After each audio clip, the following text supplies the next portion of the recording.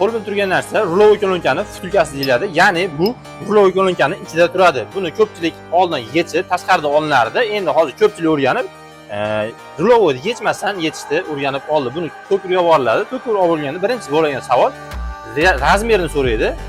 Doim qilib yurgan to'kirlar biladi bu narsani, lekin mindaroq to'kir bo'lsa, bu ishni qilmagan to'kirlar bilmaydi. Ruloviy kolonkani sug'urib keling, yo rekani o'zini bering, rekani moslab beraman degan savol beradi. Unda vaqt cho'ziladi. Unda nima qilinadi? Mana bunaqa o'q yasaladi. Bu Lasetti mashinasini old amazonidan chiqadigan o'qi. Buni xuddi shu holatda kesib olinadi, to'kirga berib, xuddi shu razmerda yasab bering deyiladi. Xuddi shu razmerda yasab bersa, mana shu holatda tushadi. Cho'tki bo'ladi. Ichiga plastmassa qilinadi. Misli uncha modadan qoldi, ju plastmassaga o'tildi. Plastmassa umr uzoq bo'ladi hamda yurishi yaxshiroq bo'ladi. Xuddi shu narsaga moslatasida birga-bir tushadi. Mana bemalol ruloviy mana bu o'qda o'ynaydi. Endi buni bemalol chiqarib ruloviga shuni solasiz, birga-bir tushadi.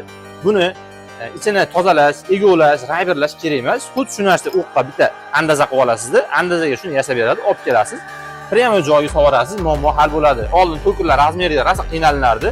Usta bilan to'kir muammo bo'lardi. To'kir yasab beradi, olib kelsa usta qo'yaman desa, to'q kelardi yoki och kelib qolardi. Buni chiqib o'tirib ancha vaqtni yutib turardi. Endi xuddi shu narsani yasab olasizda, shunga yasab beradi.